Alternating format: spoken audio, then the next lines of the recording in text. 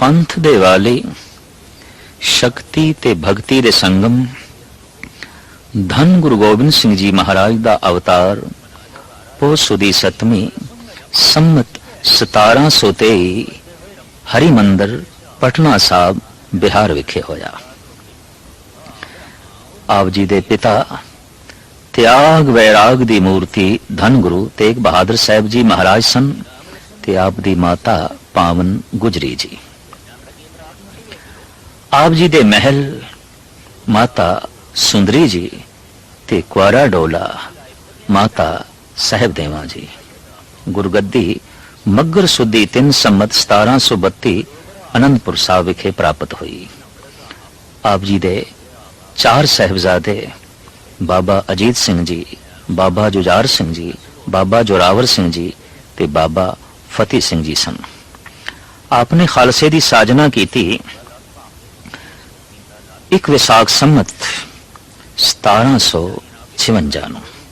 आपने जो जंग लड़े उन्हां दे ए नाम ने भंगाणी दा युद्ध, नंदौर दा युद्ध, गुलेर, आनंदपुर, चमकौर ते मुक्तसर दे लड़ाइयां।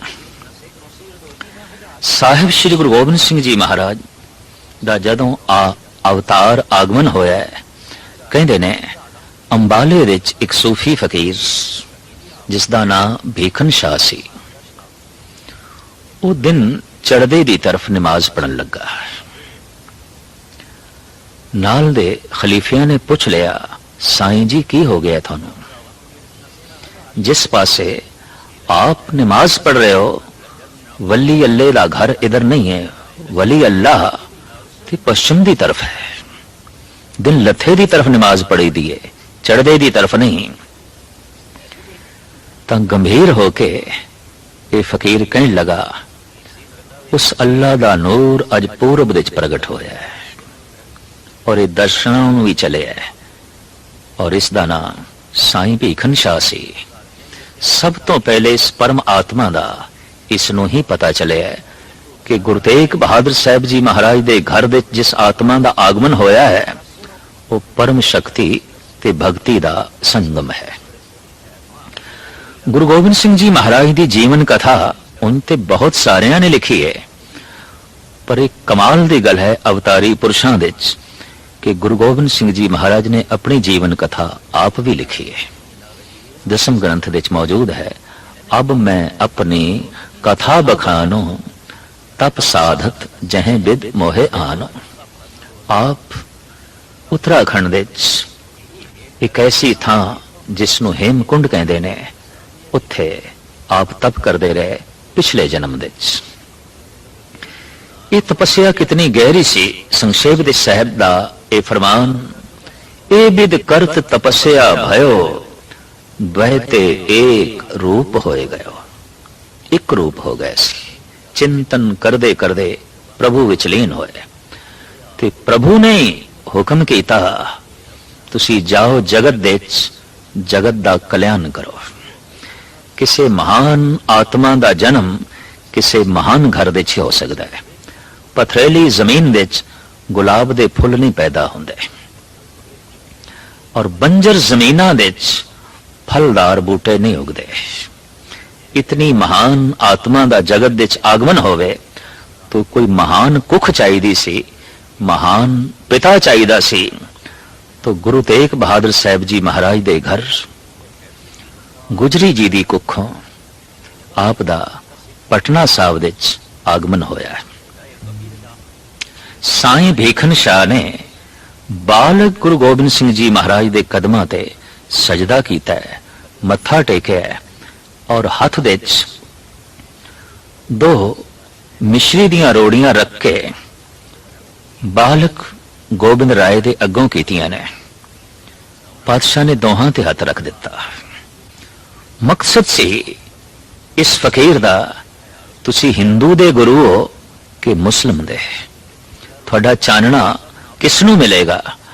आपने दोहां ते हथ रख दिता और आख्या, ये सूरज दा चानना किसे एक दा नहीं, ये ते सांझा है, असी सांझे हैं, असी सारे आंदे हैं।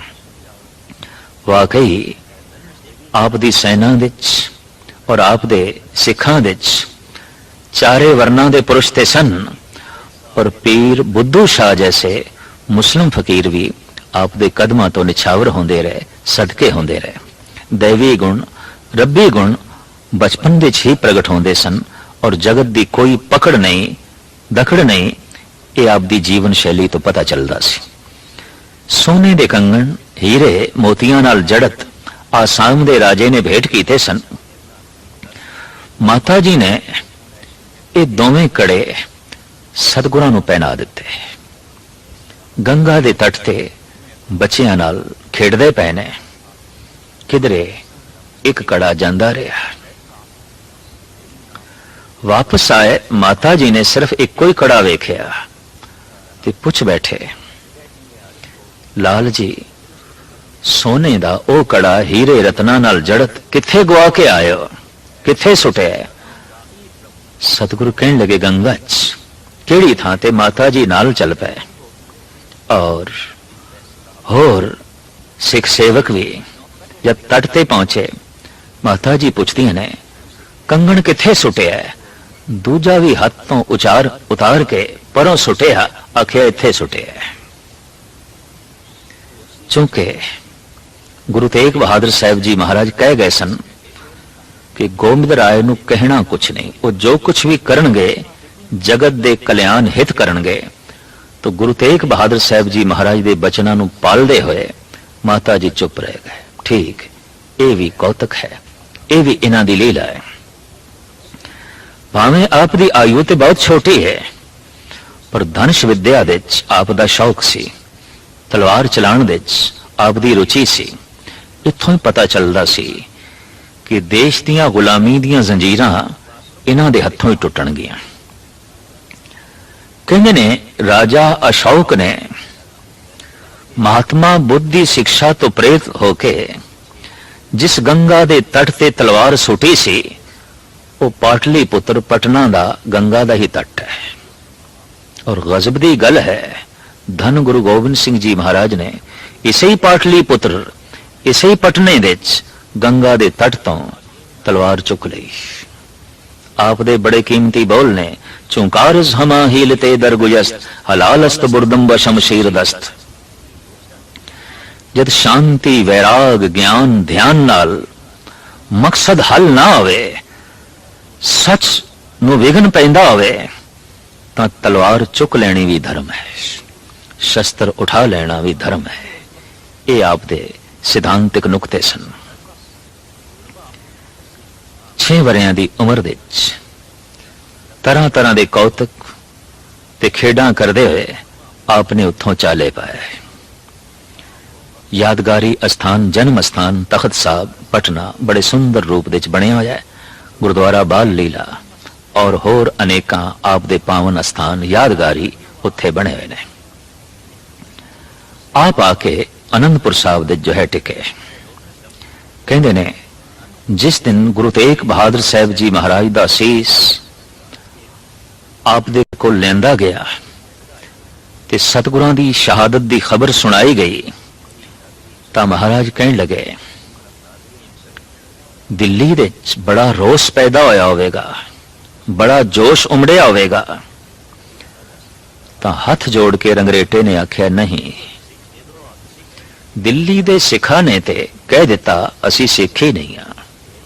मुगल सिपाही जद घर घर दे पहुंचते रहे सिखां दे, अपने गुरु दा धड़ ते चुक के लिया, थोड़े गुरु दी लाश पई है, उन्हां दी देही पई है, चुक के लियाओ।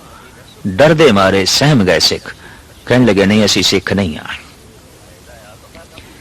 ये बोल जद रंगरेटे ने सुनाए तो गरजदी हुई आवाज दे गोबिंद राय ने ये बोल आखे ने, सुन श्री कलगी धर ऐसे, बोले गरजत जलधर जैसे।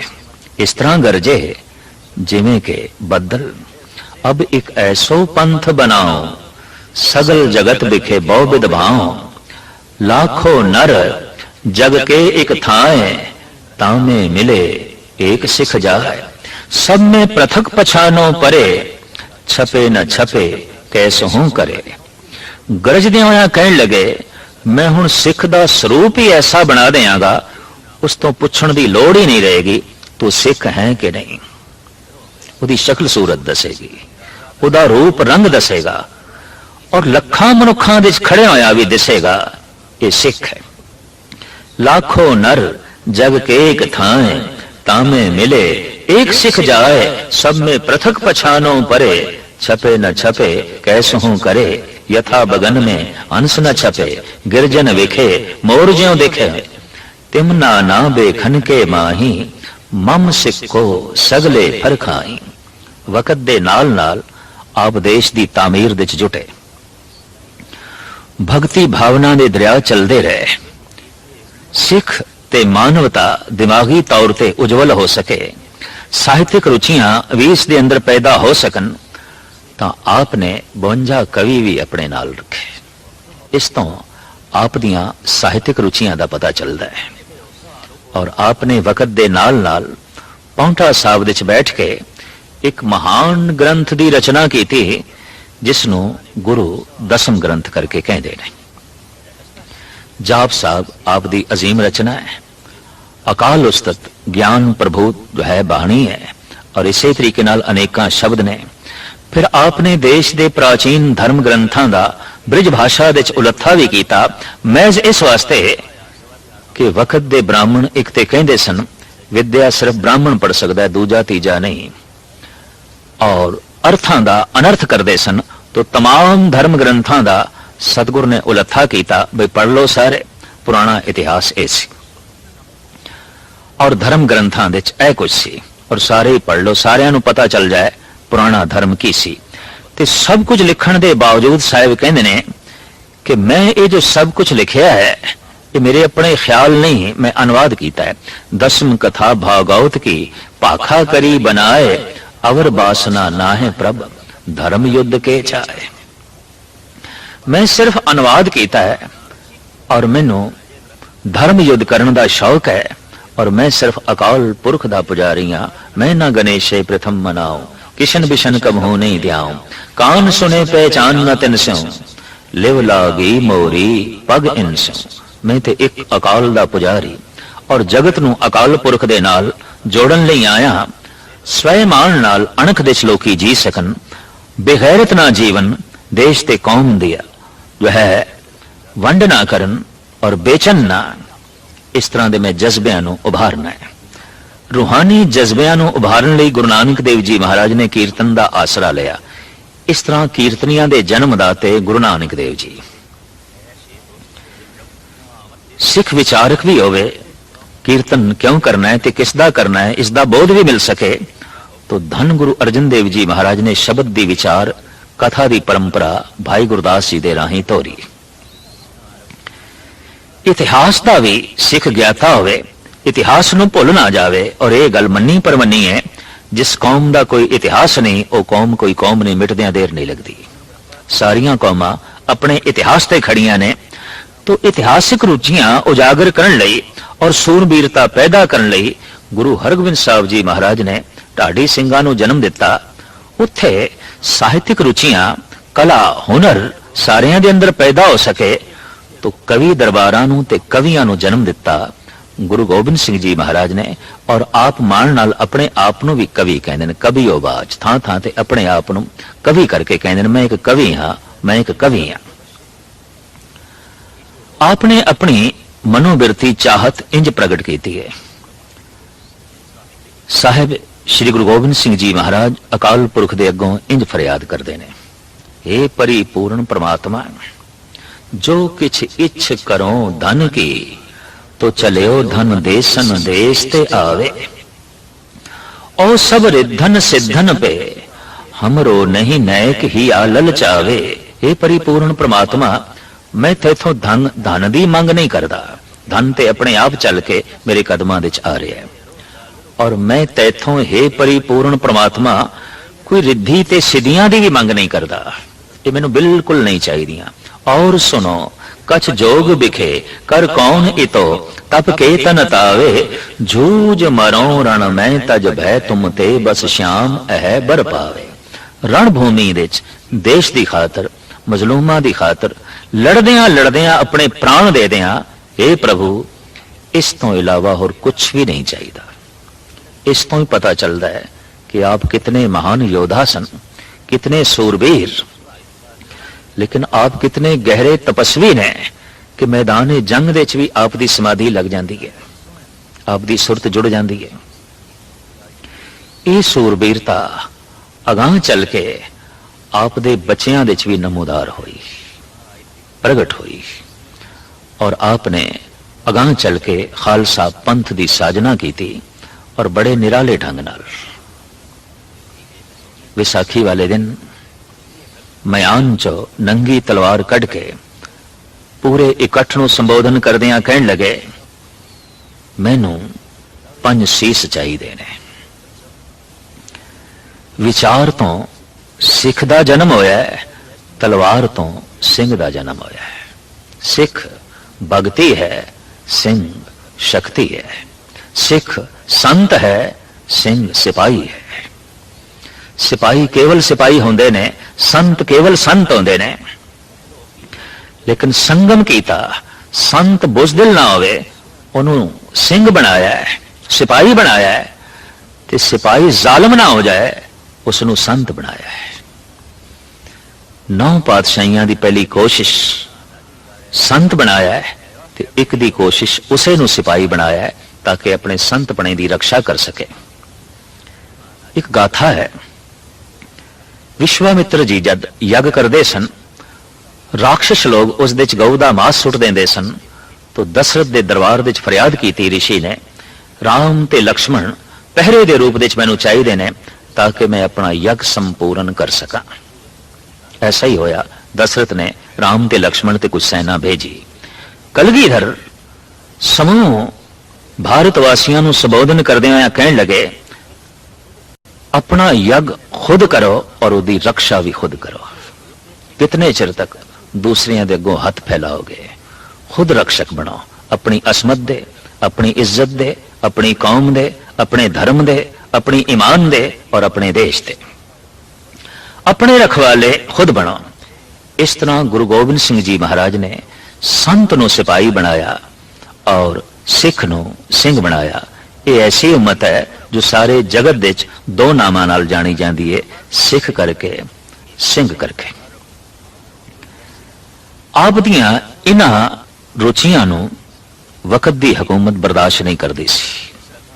अंजाम यह होया है, आप दे 2 वड्डे साहिबजादे चमकौर दे मैदान दे शहीद होए, आप दे 2 छोटे साहिबजादे सरहंद विच दीवारां दे चने गए। ये अजीबो गरीब साखा घटना गुरु गोबिंद सिंह जी महाराज दे नाल हुई।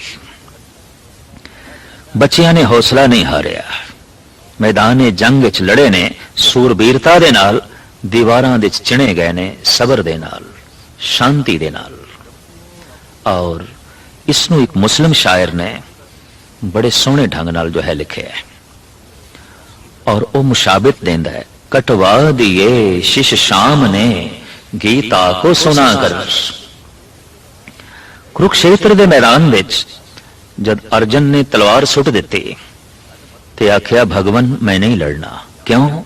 सामने मेरे चचेरे भिरा दुर्योधन, ओ मेरा गुरु द्रोणाचार्य, ओ मेरा पितामह भीष्म, मैं अपने ते वार नहीं करना, मैं अपने नाल नहीं लड़ना। ता धन श्री कृष्ण ने, जो महान आलम, राजनीति दे निपुण, धर्म दे महान ज्ञाता और संत स्वरूप, आप दे समझाने का बड़ा निराला ढंग, कहने लगे, अर्जन अपने जिस्म ते फोड़ा निकल आवे मवादी, तो मनुख ये थोड़ी कहता कि मैं उसनू चीरना नहीं, चीरना पेगा, मवाद कढ़नी पेगी। ये भावें तेरे अपने ही ने सारे, पर देश धर्म नू चमड़े मवादी फोड़े ने, तो इन्हों चीर दे, तेनू कोई पाप नहीं लगेगा। ऐसे सोहने ढंग नाल उदाहरण दे के समझाया। सुट्टी हुई तलवार अर्जन ने फिर चुक ली, उसके अंदर सूरबीरता फिर पैदा हो गई। ये मुस्लिम शायर अला यार खां कहता है, कटवा दिए शिश शाम ने गीता को सुना कर, गीता दा फिलसफा सुना के किसी नूं लड़न मरण दी जाच सिखाणी, ये गल कुछ होर है। पर गुरु गोबिंद सिंह तेरी गल कुछ होर है। क्यों? कटवा दिए शिष शाम ने गीता को सुना कर, रू फूंक दी गोबिंद ने बेटों को कटा कर। अपने ही बच्चियां नूं कटवा के, शहीद करवा के, मरण दा जज्बा, लड़न दा जज्बा समुची उम्मत विच गुरु गोबिंद सिंह जी महाराज ने पैदा कर दिता। आर्या समाज के उगे प्रचारक लाला दौलत राय, जिन्हां दी किताब है सुआने उमरी गुरु गोबिंद सिंह, जो 1906 विच लिखी गई। उस विच लाला दौलत राय कहते ने कि मैं जद रामायण की जंग का अध्ययन करदा, उत्थे दो इस्त्रियां दिखाई देंदियां, एक सीता एक सरूपनखा। जे इन्हां दोहां नूं एक पासे कर दईए, युद्ध नहीं होना सी, ये जंग नहीं होना सी। लक्ष्मण सरूपनखा दी नक ना कटदा, रावण सीता नूं चुक के ना लियांदा, ये युद्ध नहीं होना सी। फिर वो कहंदा, जद मैं महाभारत दे युद्ध का अध्ययन करदा, उत्थे एक इस्त्री है द्रौपदी। कहंदे ने नवें बने महल दी जद वो चट करन लगे, तो घर नूं सजाया सी द्रौपदी ने। अंदर एक सरोवर सी, उहदे ते इस ढंग दे रंग पाए सन कि सरोवर जमीन लगदी सी। जब दुर्योधन आया है और उन्हें जमीन समझ के पैर रखे तो पानी च गिर गया। जो बड़ी सुंदर पेंटिंग चित्रकारी द्रौपदी ने की थी सी, सारी बिगड़ गई। क्रोधित होके द्रौपदी दे मुंहों निकले है, ये अंधे दा अंधा ही है। धरतराष्ट्र अंधा सी, एक कौड़े बोल चुभ गए, बदले दी भावना पैदा हुई। एक दे मुंहों कौड़े बोल निकले और एक कौड़ेपन नाल इतना पेश आया कि उसने भरी सभा विच द्रौपदी नूं नगन करने की कोशिश की थी। अंजामकार भयंकर युद्ध होया। तो इस जंग का कारण द्रौपदी एक स्त्री। संसार के सियाणे कहते रहे ने, युद्ध होने के यही कारण ने, जर जमीन जोरू। या जमीन की खातर लड़ाई होगी, या स्त्री की खातर, या सोने चांदी धन की खातर। पर लाला दौलत राय कहते ने, जद मैं गुरु गोबिंद सिंह जी महाराज के युद्धां का अध्ययन करना तो हैरान हो जाना, ये जंग धन की खातर नहीं सी, ये युद्ध जमीन की खातर नहीं सी, ये युद्ध स्त्री की खातर नहीं सी, ये युद्ध मजलूमां की रक्षा की खातर सी, देश की रक्षा की खातर सी। रूहे जमीन दे ऐसा इको एक पुरुष होया है जो लड़िया है सिर्फ देश की अणख की खातर, ईमान की खातर, मजलूमां की खातर। अपनी कोई चाहत नहीं, अपनी कोई मंग नहीं सी। आप दा नारा सी, धर्म तो बिना राज नहीं चल सकता और धर्म तो बिना राज शक्ति सारियां नूं दलदी है, मलदी है, नेस्तो नाबूद कर दिए। राज बिना न धर्म चले हैं, धर्म बिना सब दले मले हैं। साहिब दा ये फरमान सी, समाजिक जीवन दे च, राजनीतिक जीवन दे च, आर्थिक जीवन दे च धर्म नूं जोड़ो ताकि जिंदगी दे सारे पहलू पावन होवन। यही संदेश उपदेश देंदे हुए आप राजपुताने तो लंघे, मध्य भारत तो लंघदे हुए फिर सहजे सहजे महाराष्ट्र दे शहर नांदेड़ दे च पहुंचे ने। उत्थे आप जी दे जख्मां दे टांके खुल गए और ਸਿੰਘਾਂ ਨੂੰ कहन लगे, असी जा रहे हैं। नारियल 5 पैसे रख के, केसर दे छिट्टे मार के आपने गुरियाई गद्दी सदीवी गुरु ग्रंथ साहब जी महाराज दे हवाले की थी और सिखां नूं उपदेश कीता। हमेशा गुरु ग्रंथ साहब जी की ताबे च रहना और धार्मिक तौर पर, समाजिक तौर पर, आर्थिक तौर पर, राजनीतिक तौर पर रहबरी थोड़ी गुरु ग्रंथ साहब जी महाराज करनगे। पर सिखां ने बेनती की थी, पातशाह जे कदी साडा जी करे आप दा तन वेखना है, आप दी ये प्यारी मूर्त भी वेखनी है। तो सतगुरां ने उत्थे जड़े बचन कहे ने वो ये ने, सिख सो रहत पंच जो मिले, मम स्वरूप सो जानो भले। 5 रहत वानिए सिख जे किधरे मिल जान, जिन्हां दे तन दे 5 ककार होवन, जिन्हां दे मन विच पंज बाणियां दा जाप पाठ होवे जिन्हां दी रसना दे उत्ते मूल मंत्र ते गुरमंत्र दा उचारण होवे, इस तरह दे पंज किधरे मिल जान तां समझ नहीं वो मेरा ही रूप है। सिख सो रहत पंच जो मिले, मम स्वरूप सो जानो भले, सिख पंचों में मेरो वासा, पूरन करो धरो जय आसा। मैं काया करके शरीर करके पंथ दे चा और मैं आत्मा करके गुरु ग्रंथ दे चा। इस वास्ते रूहानी शक्ति दे संगम गुरु ग्रंथ साहब जी महाराज ने और शरीरक शक्ति का संगम गुरु पंथ है।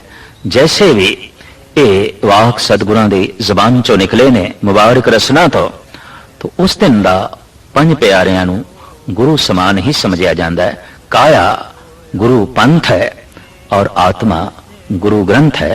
गुरु ग्रंथ साहब जी महाराज मूल प्रभु नाल जुड़न दा वसीला यही गुरु ग्रंथ साहब जी महाराज दा उपदेश और यही गुरु गोबिंद सिंह जी महाराज दी जो है देशना। छोटी जी आयु गालबन सिर्फ 42 साल की आप दी ये आयु है जिस दे आपने महान मार्का खैज कम कीते, देश की तामीर की, लोगों के अंदर धार्मिक रुचियां उजागर कीतियां, सियासी सूझबूझ पैदा की, जुल्म नाल टकराव का जज्बा पैदा किया। अखीर नूं कत्तक सुधी 5 संमत 1765 अबचल नगर श्री नांदेड़ साहब विच आप ज्योति जोत समा गए।